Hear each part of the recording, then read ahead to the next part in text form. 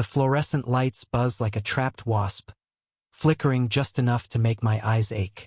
It's 2:17 a.m. at the 24-hour diner, the kind of place where the coffee tastes like regret and the jukebox hasn't been updated since 1993. I'm wiping down the counter for the third time tonight, the rag slick with grease, when the bell above the door jangles. My heart lurches, stupidly, predictably, because it's him, Ezra. He's got that leather jacket slung over one shoulder, his hair a mess of dark curls that catch the light like they're daring you to look. He doesn't smile, not really, just gives me that half-nod that feels like a secret. I hate how it makes my pulse race. I hate how I've been waiting for it since my shift started. He slides into his usual booth, number 7, by the window where the neon sign bathes him in a red glow. I grab the coffee pot, the glass warm against my palm, and head over. "You're late," I say, pouring before he asks. The coffee hisses as it hits the chipped mug. "Got held up," Ezra mutters, voice low, like he's rationing words. His eyes, gray as a storm cloud, flick up to meet mine for half a second before darting away. That's how it always is. He talks to me here, in the dead of night, when the world's asleep and it's just us and the hum of the fryer. But come morning, when the sun spills over the horizon like spilled yolk, he's gone. A ghost. No texts, no calls, just nothing. Until the next shift. I lean against the booth, the vinyl creaking under my weight. Held up doing what? Saving the world. I'm teasing, but there's an edge to it.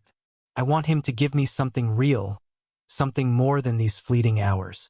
He smirks, just a twitch of his lips, and my chest tightens. Something like that. He sips the coffee, grimaces, then drinks again. "You ever think about leaving this place, Caleb?" The question catches me off guard, like a punch I didn't see coming. I laugh, but it's hollow, echoing in the empty diner. "And go where? This is my kingdom." I gesture at the cracked linoleum, the flickering open sign. "What about you? You gonna tell me what you do when you're not haunting my nights?" His smirk fades, and for a moment, I think I've pushed too far. His fingers tighten around the mug, knuckles pale. "You don't want to know," he says, so quiet I almost miss it over the hum of the fridge. I want to press, to demand answers, but the bell jangles again, and a trucker stumbles in, reeking of diesel and stale cigarettes. I sigh, the moment slipping away like sand through my fingers, and head back to the counter. Ezra's eyes follow me. I can feel them, heavy as a touch, but when I glance back, he's staring out the window, lost in whatever shadows he carries. By 3 a.m., the trucker's gone, and it's just us again. I slide into the booth across from Ezra, my apron bunched up in my lap. "You gonna tell me why you only show up at night?" I ask, my voice softer now, almost pleading. "What's so special about the dark?" He leans back, the leather of his jacket creaking. "It's quieter," he says. "Less noise." His fingers trace the rim of the mug, slow, deliberate. "And you're here." My breath catches, a sharp little hitch that betrays me. I want to laugh it off, to pretend it's nothing, but the air between us feels charged, like the moment before a storm breaks. "Careful," I say, forcing a grin. "You keep talking like that, I might think you like me." He doesn't laugh, doesn't even smile, just looks at me, those gray eyes pinning me in place. "Maybe I do," he says, and it's so quiet, so raw, I feel it like a blade. I don't know what to say. My mouth opens, but nothing comes out. The jukebox clicks, starting up, every breath you take, like it's mocking me. I want to grab him, shake him, ask why he disappears every morning if he feels like this. But before I can, he's sliding out of the booth, tossing a crumpled 10 on the table. "See you tomorrow, Caleb," he says, and then he's gone, the bell jangling in his wake. I'm left there, heart pounding, the diner silent except for Sting's voice crooning through the speakers. I want to scream. I want to chase him. Instead, I grab the rag and start wiping the counter again, the motion mechanical, my mind spinning. Who is he? Why does he keep coming back only to vanish? And why does it feel like every night shift is pulling me deeper into something I don't understand? The next night, he's back. Same booth, same jacket, same half nod that makes my stomach flip. But tonight, there's something different. His hands are shaking, just a little, as he wraps them around the coffee mug. I notice a bruise on his knuckles, fresh and purple, blooming under the diner's harsh light. What happened to your hand? I ask, trying to keep my voice steady. Rough night, he says, not meeting my eyes. Don't worry about it. But I do. I worry. I worry about the way his jaw clenches when I ask questions, the way he flinches at sudden noises, the way he seems to carry a weight I can't see. I want to know him, not just the version that shows up at 2 a.m. with cryptic answers and a smile that cuts. So I try something risky. I lean in, close enough to smell the leather of his jacket, the faint tang of sweat. Ezra, I say, my voice low, whatever you're running from, you don't have to do it alone. His eyes snap to mine, and for a second I see something raw, fear, maybe, or pain. Then it's gone, shuddered away. You don't know what you're asking, he says, his voice rough, like gravel. You don't know me. Then let me, I say, and it's a plea desperate and bare. Tell me something real. He stares at me, and the air feels too thick, too heavy. The clock ticks. The fryer hums. Somewhere outside, a car horn blares, sharp and jarring. Then he leans forward, elbows on the table, and says, I'm not who you think I am, Caleb. I'm in trouble. My heart stutters. What kind of trouble? But before he can answer, the bell jangles, and a woman walks in. She's older, maybe 50, with sharp cheekbones and eyes like a hawk. She doesn't sit, just stands by the door, staring at Ezra like she's sizing him up. Time's up, she says, her voice clipped, cold. We're moving. Ezra's face goes pale, his shoulders stiffening. He doesn't look at me, just slides out of the booth. I'll be back, he says, but it sounds like a lie. He follows her out, the bell ringing like a gunshot, and I'm left standing there, the coffee pot trembling in my hand. Who was she? What did she mean? Time's up. And why does it feel like Ezra's slipping through my fingers? Like the sunrise is coming to steal him away for good. The diner feels emptier without him. Like the air's been sucked out of the room. I keep replaying the woman's voice. Sharp, commanding, like she owned him. I'm scrubbing the same spot on the counter until the formica shines, trying to drown out the questions screaming in my head. Who was she? What kind of trouble is Ezra in? And why does it feel like every time I get close, something rips him away? It's 4 a.m. now, the world outside a blur of black and neon. The jukebox is silent. The only sound the faint drip of the coffee maker and my own uneven breathing. I'm alone, but I can still smell him. Leather and something sharper, like rain on asphalt. I close my eyes, and it's like he's still here. His gray eyes cutting through me, his voice low and rough. I'm in trouble. What did he mean? Trouble with the law? With her? With himself? The bell jangles, and my head snaps up, heart leaping. But it's not Ezra. It's a kid, maybe 17, with a hoodie pulled low over his face. He slinks into a booth, his sneakers squeaking on the linoleum.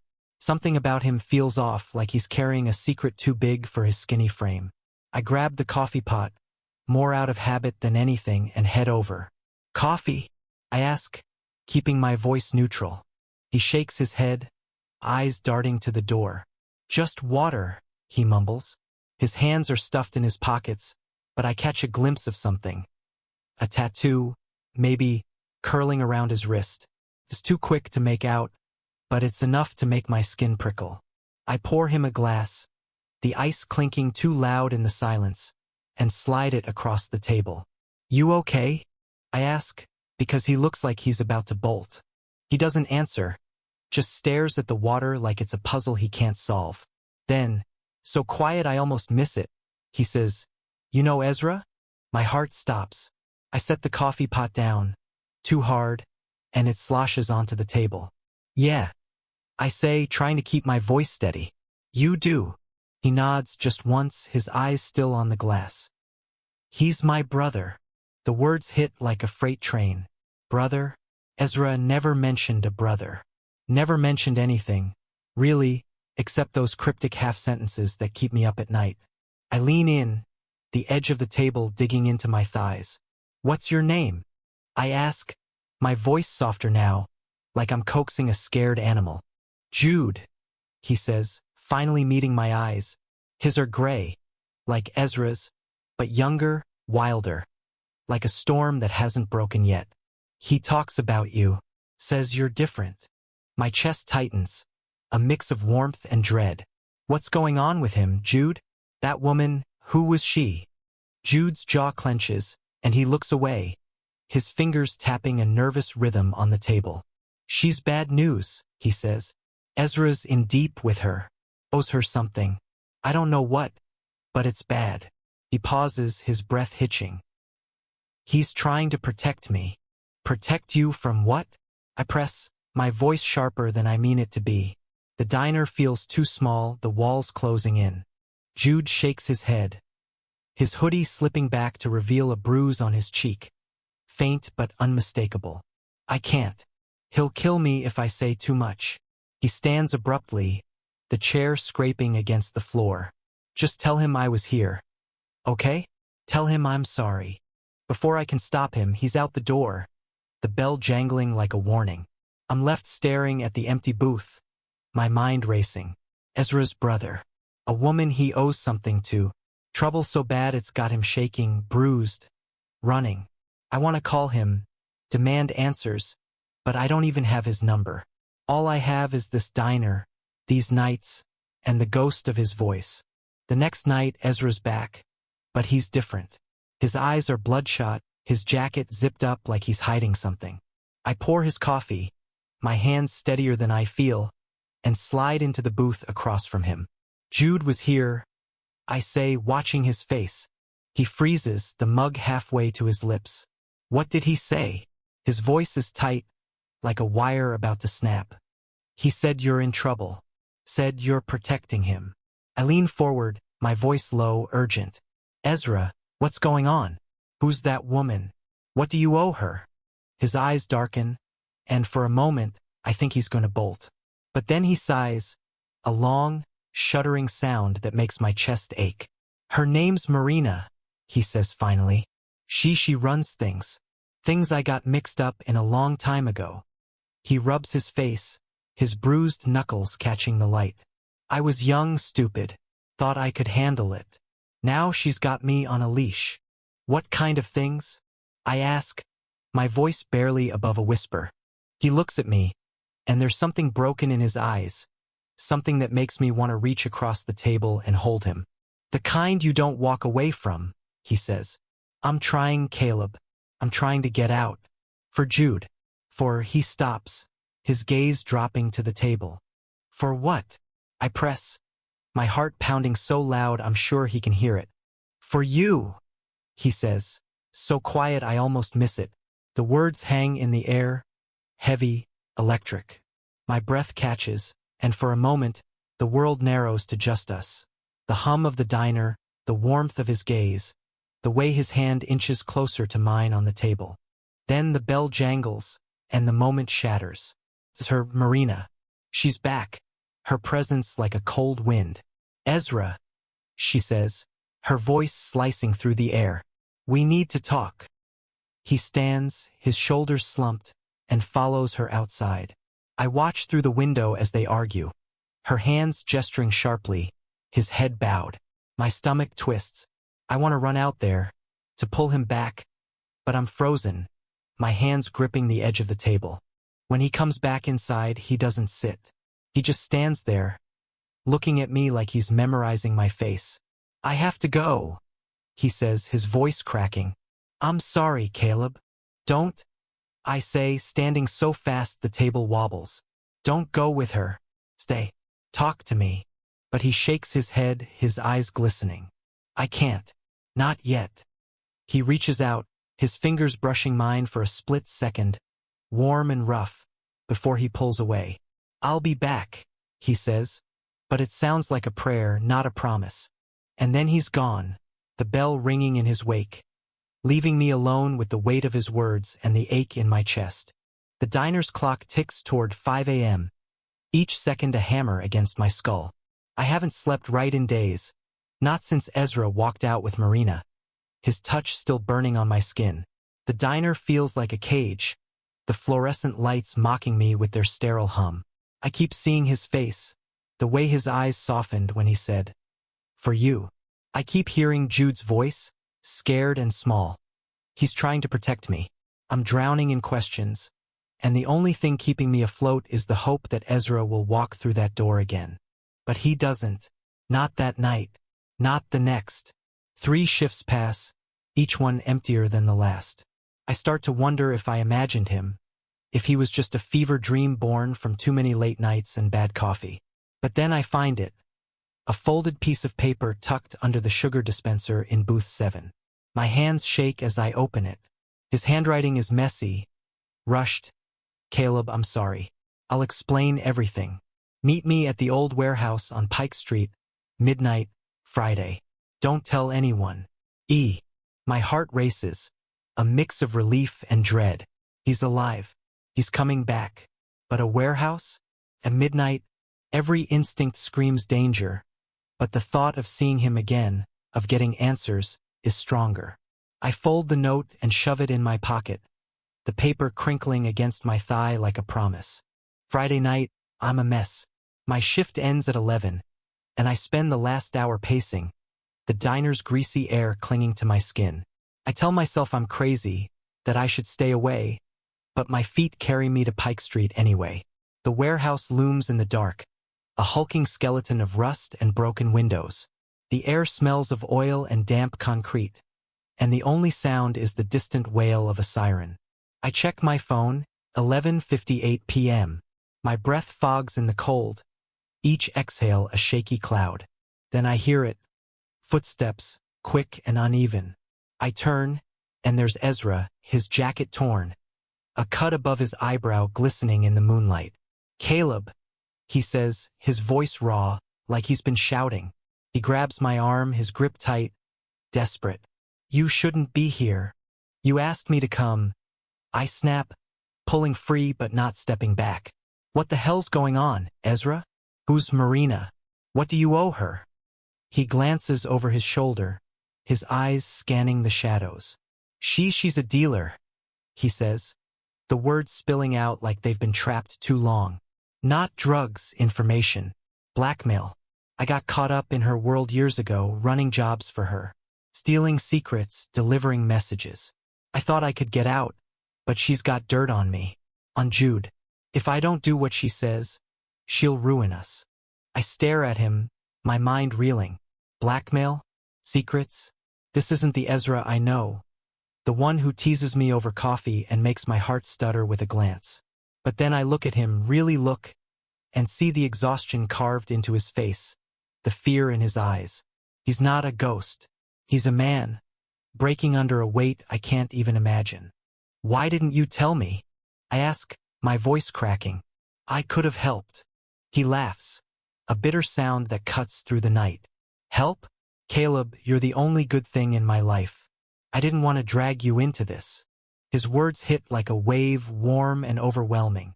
I step closer, close enough to feel the heat of his breath.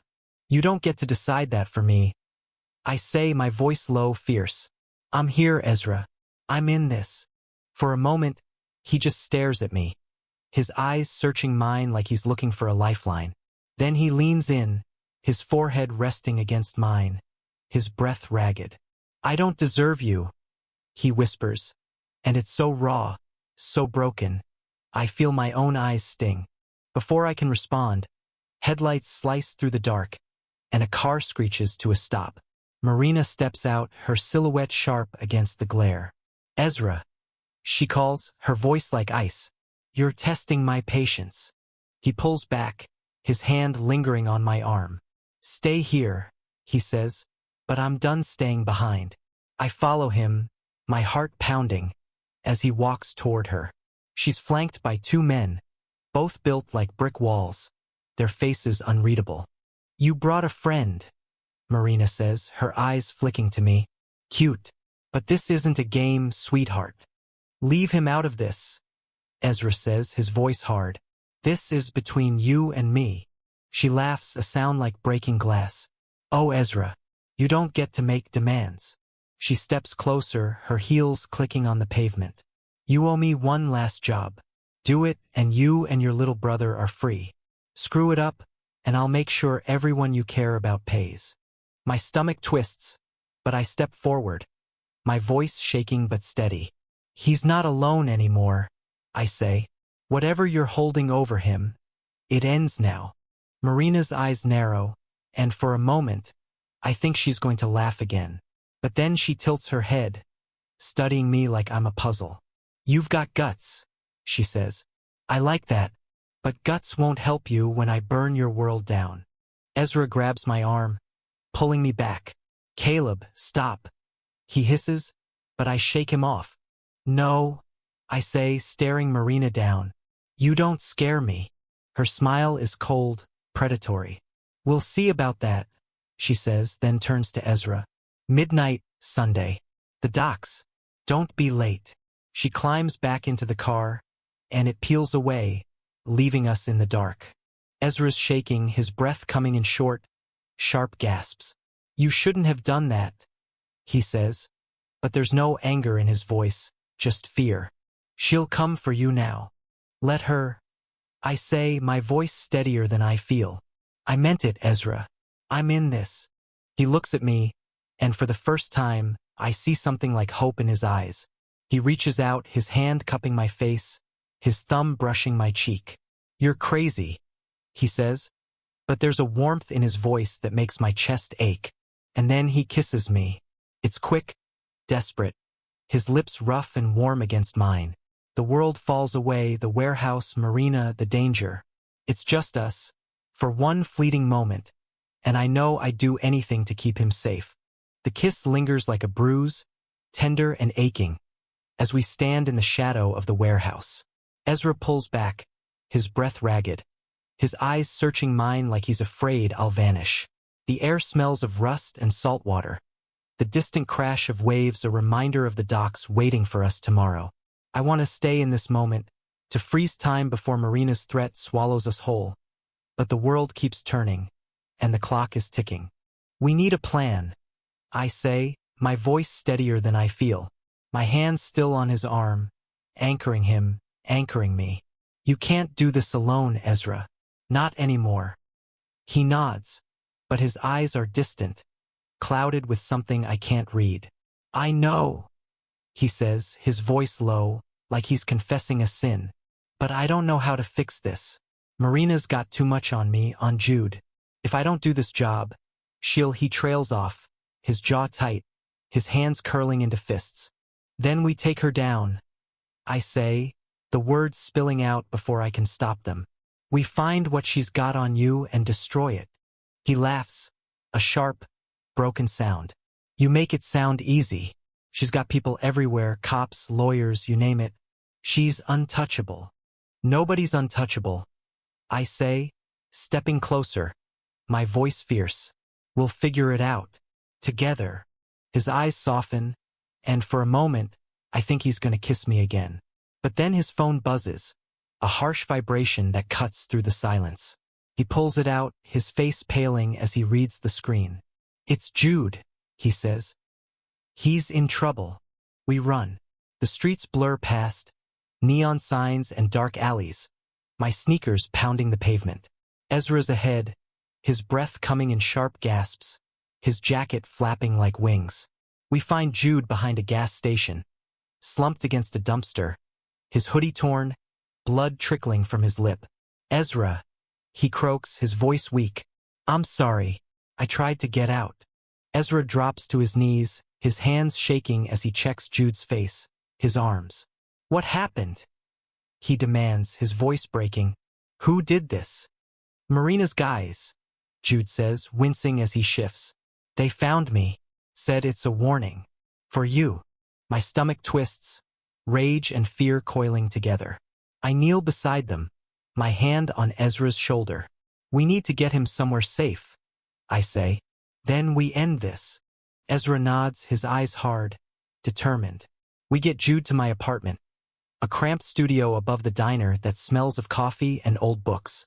I clean his cuts, my hands steady despite the storm in my chest. Ezra paces, his shadow long against the wall, his breath uneven. "This is my fault," he says, his voice raw. "I dragged you both into this." "Stop," I say, turning to face him. "You didn't drag me anywhere. I chose this." "He chose you." He stops pacing, his eyes locking on mine. For a moment, the world is still. Just us, the hum of the radiator, the faint glow of streetlights through the window. Then Jude coughs, breaking the spell. "He's right," Jude says, his voice stronger now. "You're not alone, Ezra. Not anymore. By Sunday, we have a plan. It's risky, half-baked, but it's all we've got." Marina wants Ezra to deliver a package at the docks. Something small, wrapped in black plastic, heavy with secrets. We decide to turn the tables. Jude knows a guy, a hacker named Riley, who owes him a favor. Riley's a ghost, all piercings and nervous energy. But he's good. He digs into Marina's network, finds her leverage. A hard drive full of her deals, her clients, her crimes. If we can get it, we can flip the script. Midnight at the docks is cold, the air thick with salt and diesel. The package is in Ezra's jacket, a weight he carries like a curse. I'm hidden behind a stack of crates, my heart pounding so loud I'm sure they'll hear it. Jude's with Riley, waiting for the signal. Marina's there, her silhouette sharp against the water, her men looming like shadows. "You're late," she says as Ezra approaches, his steps slow, deliberate. "Had to make sure it was clean," Ezra says, his voice steady. He holds up the package, and I see the glint of her smile, predatory and cold. "Good boy," she says, reaching for it. But then Ezra steps back, his hand dropping to his pocket. "Not so fast," he says. "I want out. For good." Marina laughs, but it's tight, uneasy. "You don't get to make demands, Ezra." "I do now," he says, and that's the signal. Riley's hack hits. Her phone lights up, notifications flooding in as her network collapses. Her men hesitate, confused, and I step out, my voice cutting through the night. "It's over, Marina. We've got your drive. One move and it goes to the feds." Her eyes narrow, but there's a flicker of fear. "You're bluffing," she says, but her voice wavers. "Try me," I say, my heart racing but my voice steady. Ezra tosses the package into the water, a splash that echoes like a gunshot. Marina's men lunge, but Jude and Riley are there, flash drives in hand, proof of her empire's end. The police sirens wail in the distance, Riley's final touch. Marina's face twists, but she knows she's done. She backs away, her men following, and disappears into the night.